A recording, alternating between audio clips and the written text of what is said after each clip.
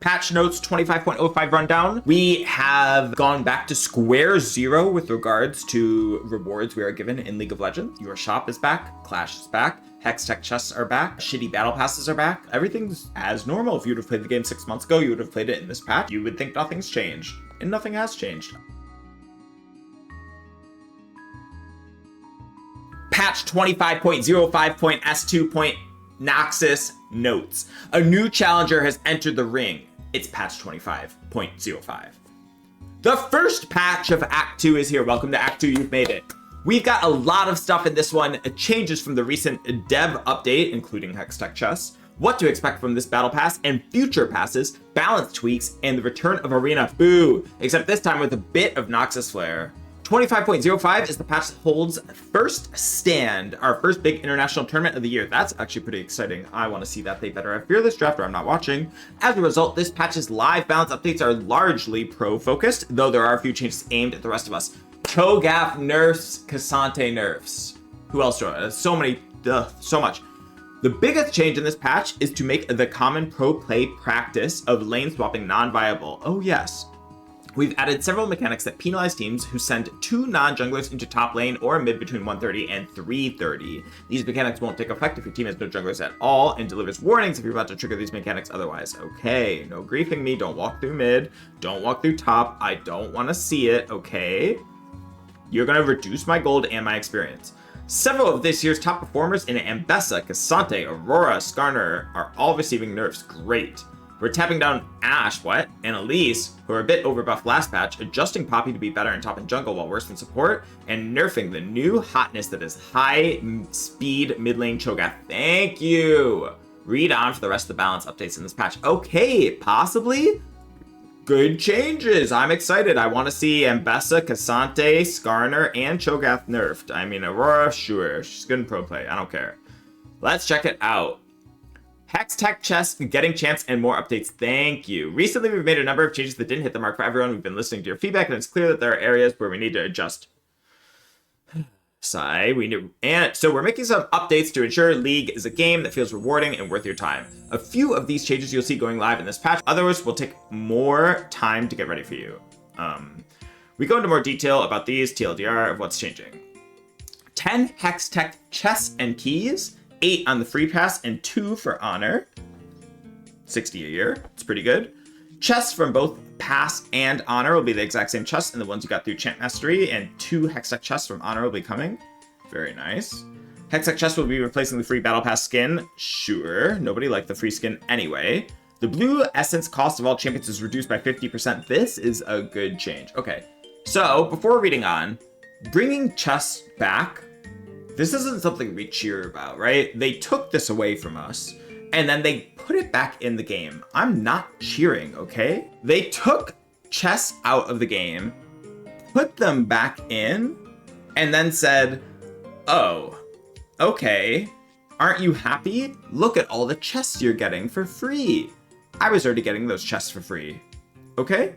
Nothing has changed. We're back to square zero, okay? This is default. This is where I was at. So I'm not cheering. I'm not the most happy person. I'm like no longer angry, right?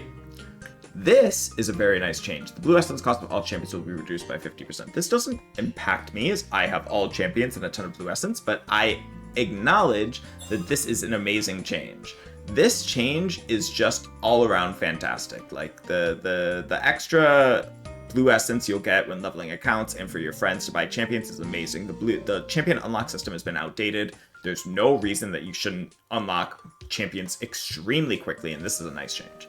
All right, adding Mythic Essence to the Battle Pass, I don't care. Mythic Essence is a scam, as are all the gacha mechanics. They introduced these new systems to steal your money. Don't fall for it. Clash is going back to a monthly cadence. Nice. Your shop is coming back. Thank you again. We're back to default. Look, Clash is coming back, and your shop is coming back. We're at square zero. Good job, Riot. You made it to square zero. Blue Essence Emporium will return. Thank you. I love being at square zero. Sometime during 25.05, consolidating all key fragments to keys, rounding up leftover fragments. Any key fragment amount greater than 0 will round up to 3 fragments, and you will need to forge them into a key. You won't need to. This is taking a little time to put together. Weird. Okay. And then in progress, delaying Sun Uzal Mordekaiser Exalted. Yeah, that skin sucked. And increasing the quality of Battle Pass. Okay. So from this, my interpretation is like, the chests bring us to square zero. A lot of things bring us back to square zero, right? Chess, Your Shop, Clash, Essence Emporium. I'm at square zero, okay? Blue Essence cost of all champions reduced by 50%. That's a nice change. Everything else is default. This is the nice change. 25 Mythic Essence to the paid Battle Pass. Whatever. The Battle Pass is a scam and it sucks. So all I read from this is that we reduced the cost of champions by 50% Blue Essence. Everything else I already expected to have when I played League of Legends every single day for the last 15 years, whatever. Okay? So, great. I'm so happy that you listened to our feedback. And now here we are. Sweet. Full Act 2 Battle Pass rewards. The above Battle Pass, as we had in Act 2, should reflect everything that's highlighted above. Here's a handy table. Okay. So, wait. Is this paid? Improved Pass is paid, or what? No, this... Oh, I see. Improved Pass. Okay. So, you get the icon. So, nothing, chest, nothing... What is Orange Essence? Oh, well, Orange Essence matters again, because we get chest back. Okay. So, nothing, chest, nothing, Ancient Spark. Oh, that's paid. Oh, let's go to free. Okay. So, I get nothing, chest, mystery emote, 3,000 Blue Essence. Nothing. Chest. Nothing. Chest. Nothing. Chest.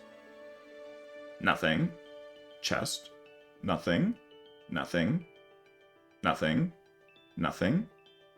Chest. Oh, and we get a... Oh, no, that's nothing. Nothing. Themed loot. So nothing. Chest. Nothing. Chest. And then nothing. And then Blue Essence. Okay, very cool. So we're getting 8 chests and then nothing else from the Battle Pass because nothing else is worth anything. Thank you, Riot. Sure. Cool. So FAQs. Since announcing these changes, we've seen a handful of questions, so we want to do a small roundup to make sure our answers to them get seen. Okay. Will chests be nerfed? Hextech chest content drops rates will be the same as they were last year, and you shouldn't see or expect any changes on that front. This is a weird way of saying no. Like, I just don't trust this answer. Why didn't you just say no? Like, why would you phrase it this way? Did you nerf it last year and not tell us or something? You know what I mean? Like, why didn't they just say no? Like, this... What? Like, just say no if it's no. Like, when you answer like this, it just makes me think it is yes. Because you're just not saying no. Where's the no? They will be the same as they were last year, and you shouldn't see or expect any changes on that front. Well, I don't believe the second part of this, because you've proven not to be trustworthy. But also, why didn't you just say no? Like, all this makes me think is that you stealth nerfed them last year and didn't tell anyone, and now you're using this as a way to say, like, oh, we're not nerfing it anymore. Last year it was nerfed, we just didn't tell you. What does this mean for champion shards? Doesn't this mean the value reduces? The goal is not to nerf the disenchant value of those shards. With 25.05 going live, it should also include the fix that decouples the disenchant price for champion shards from the cost, meaning shards should disenchant for the value you expect them to before the 50% reduction cost. Okay? Shards disenchant for the same price. Cool. Regarding Rel and Alistar, will there be another way for players to grab their skin since they're gone? That's one of the many things on our list to figure out next. Frankly, the Alistar skin in particular just wasn't very good. Wow. We're leaning towards just putting more time into another skin that Alistar is coming later this year instead of trying to improve this one, given that the starting point isn't strong. As for Rel, we're going to be simply adding our skin to the shop at $9.75. I mean, the skin quality is so low. These are chroma quality skins, a lot of them. So a few of them are pretty good, but charging $9.75 RP for like the low tier of these skins is crazy work. $13.50, like, God, I don't even know what to say. Like, the skin quality is so bad. And sure, don't give me the free skin. I wasn't gonna use it anyway. It was so bad. Like, I wasn't gonna use the Alistar free skin because it sucked. So, like, thank you. Lane swaps, I'm not going to read all this. If you care about pro play, this essentially just changes pro play. I've gone over it before. I think it's a good change to address pro play. I think this will impact about 1 out of every 500 solo queue games you play. I have hardly ever seen a moment where supports are in mid lane before a minute or 2 minutes 15 seconds. It rarely happens unless they're invading top jungle or it's a Twitch support, which again rarely happens. So don't read too much into this for your solo queue games. It's not going to change anything. Otacon spawn influence. We're making some adjustments with Otacon's form spawn rules around tower dives to better catch deaths that happen between 2 of a team's towers in the same lane. We're also increasing the effect on score from the first few kills in tower dives, which should result in the early game having more influence on seeing Ruinous or Voracious Otacon.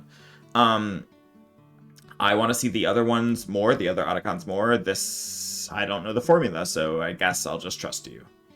Paragon Chroma updates. For Paragon, what are Paragon Chromas? Does anyone know? Paragon Chroma updates, which apparently I've just learned are the alternate to the gacha skin chromas. So these are people who are rich. So for you who are rich, Paragon Chromas, we wanted to make a change to them recently so that they weren't such a sparkly prismatic disco ball. We're not anti-disco ball, but the texture just had a bit too strong of an impact and we wanted to reduce that. We made this change with Arcane Paragon Chromas, but as some of you noticed, that retroactively changed the Hall of Legends Paragon Chromas as well. Since these were skins that already existed and owned, it didn't feel great to change them so heavily, especially if you acquired them already, so this patch was somewhat reverting that change to get more of a middle ground between the two. Okay, well, I hope the whales are happy. Summer's Rift map. The Noxus map has been updated to make it a little less dreary, particularly in the lanes, bringing the tone a bit closer to the standard Summer's Rift map. Looks like some foliage is out. Thank you. Okay. Thank you. So, nice changes. Overall, my takeaway from all this is Otacon might change. Rich people will be happy. The Summer's Rift will be prettier. Pro play will be more fun to watch. I don't trust that chests aren't going to be nerfed. And we're getting chests now. Everything was reverted to how it was before this new season. So essentially we were back to square zero. And I'm happy to be at square zero. It's better than where we were. So let's see some nerfs and buffs. Champions. Ambessa is a bit too good at assassinating squishy targets quickly, so taking down some base damage to make sure she needs to hit the right number of spells. So her E damage is gone down by 20 at the highest level. Now, I don't know if she maxes W or E. Obviously, she maxes Q first. I don't think the ADCs were living by 20 HP. That's my hot take. I think the ADCs were getting overkilled by 800 damage, personally. But, maybe there will be a scenario where that 20 damage makes a difference. I'm sure, certainly this will make a difference in her trade patterns, later, because I guess it doesn't even go down at level 1, so it won't even impact her lane. This is a nothing change. This doesn't change anything to me. Aphelios, attack speed increased. Okay, Aphelios isn't critically weak, but his current builds mostly focus on spell-based outputs and as usual attacks are buffing up his attack speed ratio to make investing in attack speed on Aphelios more rewarding. Barely goes up, but that's really nice. Crit ADCs have been on the rise since they changed crit items, and Enchantresses are on the rise as well. Expect Aphelios to be OP in the near future, maybe in 6 months, but for now, he's good. Ashe. We overshot last patch's Ashe buff by a bit, so we'd like to rein in that overcorrection. This is meant to be a small nerf, as Ashe is pretty close to her intended power level. R damage down by 50. Sure? Sure. Okay. Sorry, Ashe. Aurora, E damage decreased. Oh my god, her E does so much damage. This champion's crazy. Aurora's too good at catching out targets and bursting them in mid-game, so we're taking down some of her reliable burst damage and making it a bit less punishing to run away from her. So E damage is down, it's down 10% AP, and R, border collision slow, is down again. This used to, just as a reminder, chat, when this champion released, you couldn't get out of her ultimate. And now, her R is a 50% slow. So, and the damage has been halved. So, let's think about our champions before we release them, Riot. Maybe we do some testing on champions before we release them so that we can design good mechanics. I'm looking at you, Cassante and Aurora and Smolder and Yone and Ambessa. Alright, Cho Gath. This champion's disgusting and has been terrorizing my solo queue games. I hate him. I hate him. I hate him. I hate him. This champion... I want to see his mana cost up. I want to see his Q damage down. I want to see him have a move speed cap. Let's see. Mid lane high speed Cho Gath is caught on as an overperformer, so we're trying to bring his power level down to a more reasonable level. We're specifically targeting his ability burst damage, as those outputs are what makes his playstyle so strong. Adjusting ease damage to rely more on ranks represents another light hit to burst Cho Gath, and compensates top tank Cho Gath for the damage loss on Q and W. Okay, so Q damage is gone. Down by 20. Oh, only at 10. Okay, so this won't make a difference. This won't make a difference unless it's affecting the threshold that he clears waves with. The reason Cho Gath mid is so good is because he presses Q twice on the wave and it dies, or he presses Q on the wave and all the range die, and then he just EWs the melees and they die. If that doesn't change, this won't change. That's the reason Cho Gath is strong, so we'll see. W, Feral Scream, damage is down.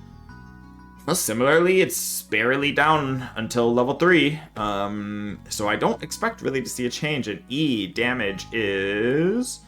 the base damage isn't up, but if you max it, the damage does go up and do more max health damage, so this is nice. I don't think this will make a difference. Am I wrong about that? Like, I think mid Cho Gath is still gonna be good, right? This just doesn't nerf it, right? Am I wrong?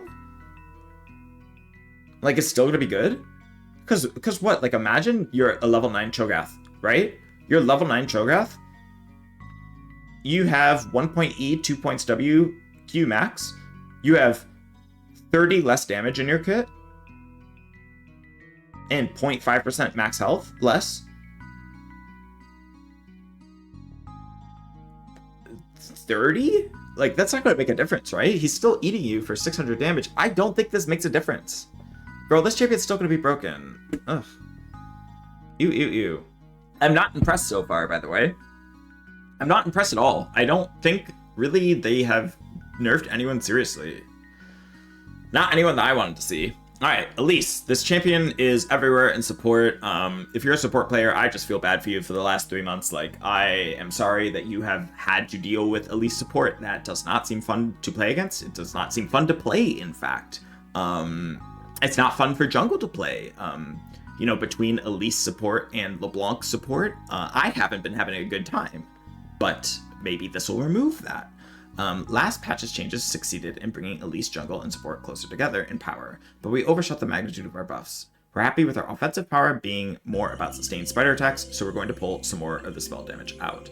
So Q damage is down by 20. They're doing the exact same nerf pattern on her Q. This is a pattern from the whole patch notes. Look at this. Same at rank 1, down 20 at max. Okay, we'll see if the 20 damage makes a difference this time. Support, it actually might. And then her Q in spider form is down early but scales up. Okay, this will nerf her jungle a little bit. Interesting. Cassante, oh my god. Look, all they need to do to make this champion balanced is lower his W stun and lower his W damage. Or keep it the same and make it so you can cancel his W. I'm just saying, you have 8 trillion champions you've been releasing who somehow immune CC and then do crazy plays and take over the game. I think that is the problem. On top of the tanks being one-shotting as well, one-shot assassins. But let's see. Cassante's early laning phase is just too strong. That's what you're worried about? And some of his outputs later in the game are a bit shocking and overly powerful. Oh, especially around highly charged Pathmaker casts. We're nerfing both of these aspects with a couple of targeted adjustments. All right, so his passive, which if you don't know, chat, his passive does max health damage. You wonder why you die. 20 and then 1 to 2 of target's max HP to 12. Oh, yay! 8 less damage. Yay!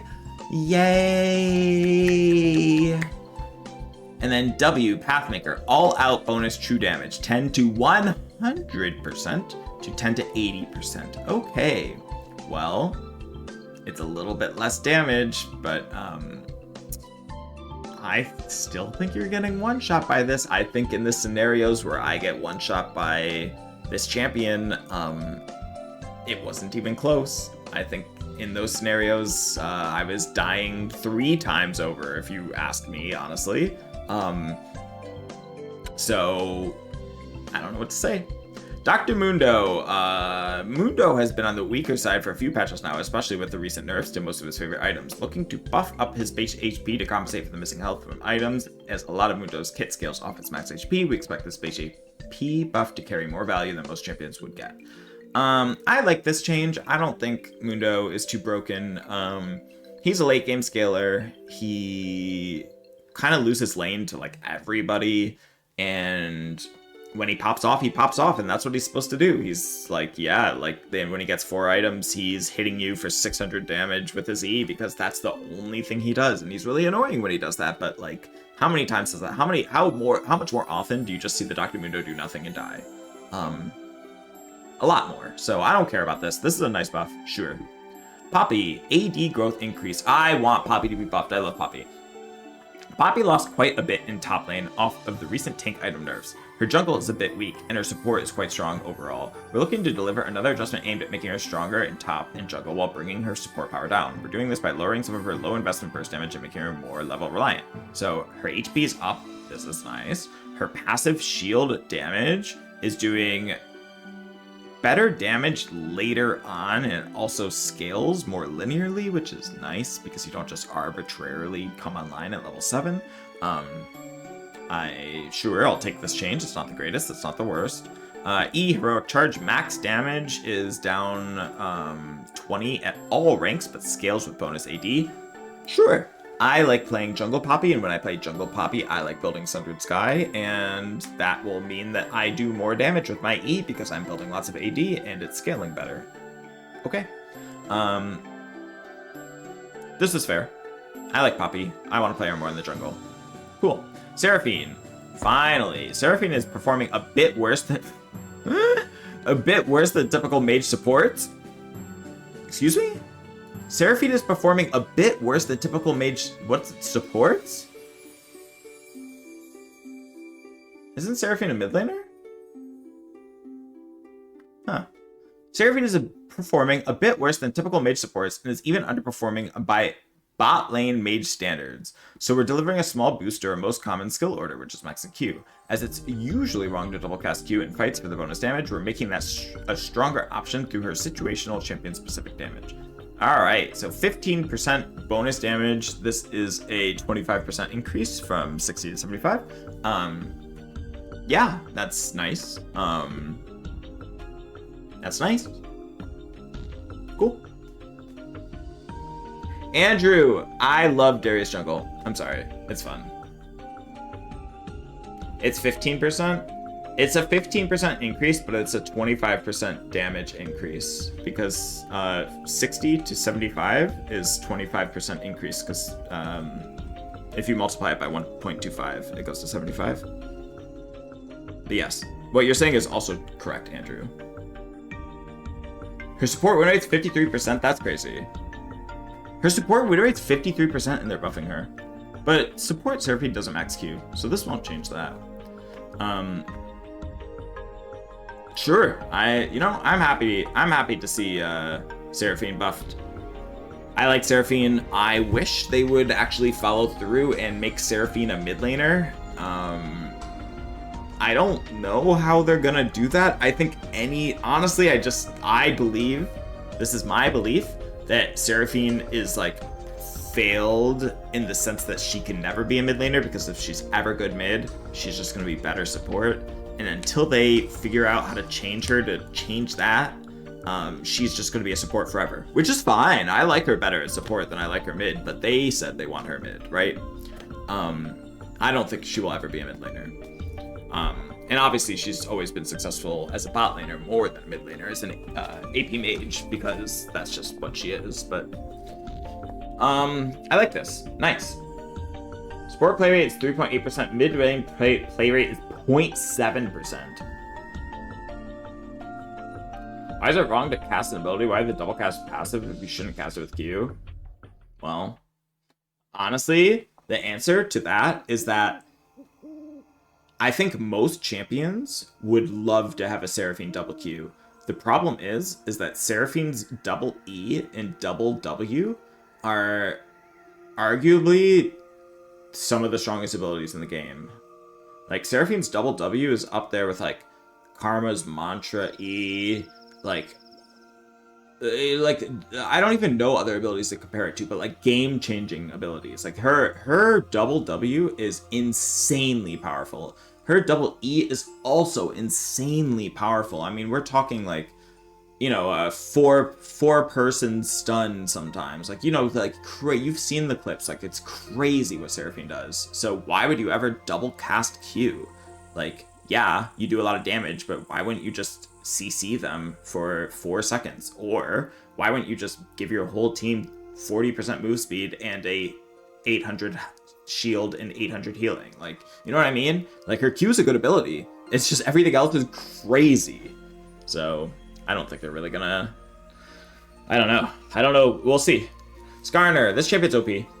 The Scorpion is due for another hit, this time targeting high-skilled players' ability to optimize this Q. We're also increasing the cooldown on his mobility to force him to commit to engagements for longer before escaping. So Q slow is down, and the target max health damage is down, and the E cooldown's up. I mean, I already think this champion has been nerfed out of popular play. I don't see this champion ever. And when I do, it's broken, but just nobody plays it. And they're nerfing it, so less people are going to play it. So, sorry, pro play, and to the 10 Skarner players out there. Sucks. Yorick, this champion's OP. Yorick is extremely strong as a jungler and moderately strong as a laner. We're targeting a nerf at his ability to quickly burn down camps and monsters with this ultimate active, which would have some impact on lane Yorick, but mostly nerf his ability to speed clear as a jungler. Cool. I love that. If you've ever played against Yorick, sometimes you will see that he pushes so aggressively that he always has prio. And what you'll notice sometimes is that he'll disappear off the map for like 10 seconds and then go back and shove his lane. But while he's shoving that lane, he's farming grubs. And you don't know it because it's out of vision. And he's on vision. So I hate that. And I hate Yorick. So I'm happy to see this champion nerfed. Zed, happy to see this champion nerfed too. Oh, E damage. Oh! Zed is looking a bit worse for wear and is deserving of a shot in the arm. We want to give him more damage that asks him to risk his body or put his shadow on cooldown in order to access it. E damage is up by 5 and the bonus AD scaling is up 15%. Oh. Oh, yeah. Yeah. Uh-huh. How many times did I have a Zed yesterday? Like, just complete. Like, I had 2 Korean Zeds yesterday just completely run a game. What is this? What do you mean, huh? What do you mean? There is no world that this champion is bad right now. I'm sorry. I don't know what to say. Whatever. Eric is looking at it too. Yeah. This is crazy. Whatever. Items. This patch we're introducing a change to the tooltips of items that have stat stacking elements that allow that stat to now reflect the value that you're gaining from the item's respective effects. You'll find this now on items like Tear of the Goddess, Rod of Ages, Hard Steel, Winter's Approach, Man Immune, Archangel Staff, and Yuntal Wild Arrows. This is really nice. So these are like the items that give you something based on something else. So like the ones that give you AP based on HP or something based on mana or like attack speed based off crit. Like these are cool. Okay. Staff of Flowing Water. It's important that shield and heal base buffs last long enough so that they can be strong on many supports, not just ones with short cooldowns like Sona, we're lightly buffing Staff of Flowing Water to have the same 6-second buff duration as Ardent Censer, so that it's better on enchanters with longer cooldowns. Great, I didn't even know this was a thing. That is crazy that it wasn't a thing, so nice. Yuntal Wallows. Yuntal has found a good place for some traditional bot lane marksman, but melee crit carries are lacking good crit itemization. We're adding a ranged melee split to this item to help those melee champions get into crit items earlier in their build. Sure. Runes. Axiom Arcanist is a little too strong, and players have picked up on this, so we're looking to lower its high-end burst damage. Overall, we are happy that there's a competitive option in the mana flow band row, but still want to adjust its power to be more reasonable. Single target ultimate and power is down 2%, and AoE ultimate power is down 1%. Guess who was building this, by the way? Yes, it was Cho Gath. You're right. Sure, nerf it, whatever. Build rune. Unflinching is one of the weakest runes in the game and in need of some love. Yeah, maybe it was good at what it did, and when you changed it, it's not good. This buff is somewhat early game focused as a way to set it apart from Overgrowth's position as a scaling rune. So now you get 6 bonus. Oh wow, this is actually a nice change. Wow, this is actually significant. It was kind of a joke because like early game you got like 4 resistances and you would just like laugh, but getting 12 resistance because you get it from 2 champions if you're getting CC'd by something, this is actually nice. If you're getting it from 2 champions, that is. This is nice. This is useless. 6th Sense. This rune isn't real. 6th Sense remains relatively weak even after the previous round of buff, so we're pushing the cooldown even further down. I mean, they're gonna ruin this. Like, this is a failed rune and it needs a rework. What's gonna eventually happen is they're gonna make this rune OP at some point, and it's gonna be really annoying. This is just a failed design. You should not buff this any further. You should rework the rune completely to something else with regards to wards, because this is a binary rune that either is going to break the game or be completely useless, and right now it's very clearly in one of those buckets. And eventually it'll be in the other bucket if you keep doing this. So please stop. And finally, let's go look at some skins. I'm not reading all this. Skins. All right, we have Prestige Triumphant General Darius. Well, I'm in my Darius area, so maybe I'll be getting this Prestige skin. How do you get Prestige skins again now that the Battle Pass is not giving them to you? Anyway, I like this skin. Grand Reckoning Draven. Can I click on it? No. Yeah, we could pull them all up. All right, let's check out these skins. We have Grand Reckoning Draven. This is a good skin, I think. I like how the axes look. I think they're pretty. I think they look good whirling. I like the shoulder pads. The splash art's pretty. I like that he's wearing compression shorts under his little thing, so, you know, he's compressed. I think that's important. Next up, we have the Prestige Triumphant General Darius. I think this skin is very good. I like what they did with his hair. I like that he has facial hair. I don't like that, like all champions, he has no body hair. I don't understand why nobody in Runeterra has body hair.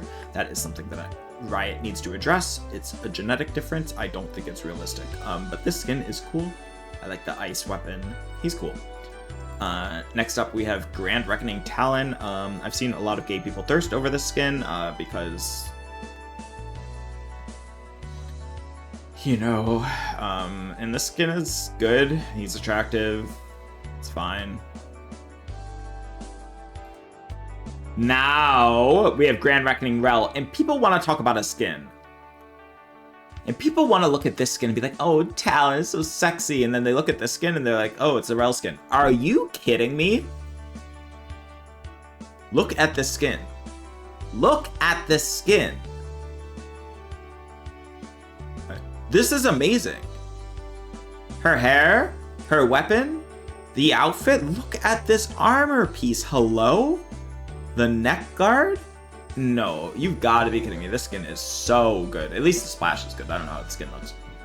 And finally, we have Grand Reckoning Scion. That looks fine. Yeah, it looks fine.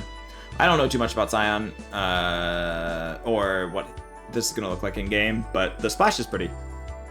Overall, these skins are great. I'm excited. I think this Rel skin's by far and away the best. And then I think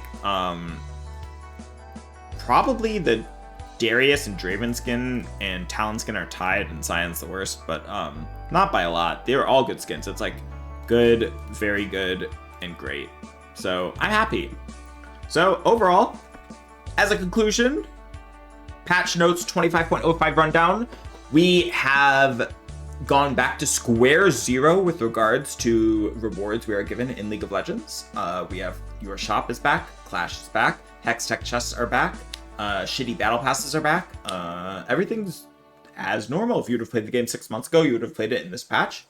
You would think nothing's changed, and nothing has changed. We still have low quality skins. We still have the gacha infesting this game and allowing whales to push Riot into an awful, awful place where they think there is more money to steal from us and lower quality to give us. So that's happening. I think the Cho nerf is great. I think the K'Sante nerf is nice. I think the Ashe nerf is weird. The Aurora nerf is good. The Skarner nerf is fine. I love the Yorick nerf. And so, like, Ambessa, Aurora, Cho Gath received, like, tap nerfs. They barely nerfed them. Aphelios got a great nerf, or buff. Zed got a weird, disgusting buff. Seraphine got a nice buff. Mundo got a nice buff. Poppy got a nice change. And the runes are nice. The skins are nice. We'll take it. That's what I'll say about this patch. We'll take it.